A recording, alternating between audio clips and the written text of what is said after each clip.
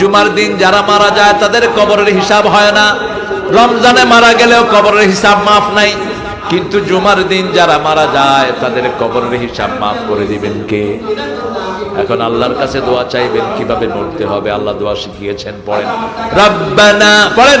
আমার সন্তানের কারণে কাজ করছি, আল্লাহ রাস্তায় আমি ভুল বুঝতে পারছি, আমাকে আপনি মাফ করে দেন। নাইলে হাসরের ময়দানে আল্লাহর কাছে আপনাকে দাঁড়াইতে হবে, কারণ ওই বান্দাটাও খুব আফসোস আকাঙ্ক্ষা নিয়ে মাছটা কিনার জন্য গেছে। আজকে আমাদের সমাজে শুদ্ধরা বেশি মাছ খাচ্ছে, বড় বড় মাছ হাতানো পাওয়া যাবে, গরিবের পাওয়া যাবে না।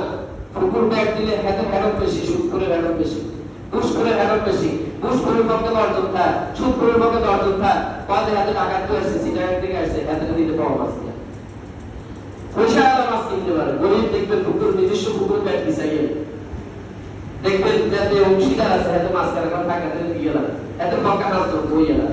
আর যাতে নিরীহ তারা এসে তার মিল করে এত দাদা তিনটে সম্পত্তি যাতে এক পুরা মাছ বাগে পায় পাই শুনতে এমন একটা মাছ। এই জন্য ভাই এই রাত্রিটা আমল করবে, এই রাতটা আমলের রাত। আর বান্দার হক যদি নষ্ট করে থাকেন, আল্লাহ রাস্তে ওই হক গুলি পরিপূর্ণভাবে বান্দাকে বুঝে দিবেন, না থাকলে তার থেকে মাফ দিবেন, আমাকে মাফ করে দাও।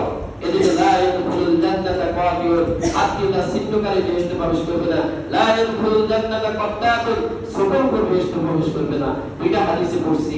এই লা ইয়াদখুলুল জান্নাতা কাত্তাতুন সকল আমাদের সমাজে দেখবেন বিভিন্ন ভাবে সকল আছে, যে একজনের কথা আরেকজনের কাছে যায় কই দেয়, একজনের কথা আরেকজনের কাছে যায় কানে কানে ফুস করে কই দিতেছে, অথচ সে নামাজও পড়তেছে, অথচ সে রোজাও করতেছে, অথচ সে হজও করতেছে, অথচ সে যাকাতও দিতেছে, অথচ সে মানুষকে ভালোবাসতেছে, কিন্তু তার যে আমল নষ্ট হয়ে যেতেছে।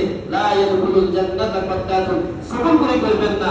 এটা বিশেষ করে মহিলাদের ক্ষেত্রে বিশেষ করে হয়ে থাকে। এই ঘরের কথা এই ঘরে লাগাই দেয়, এই ঘরের কথা এই ঘরে লাগাই দেয়।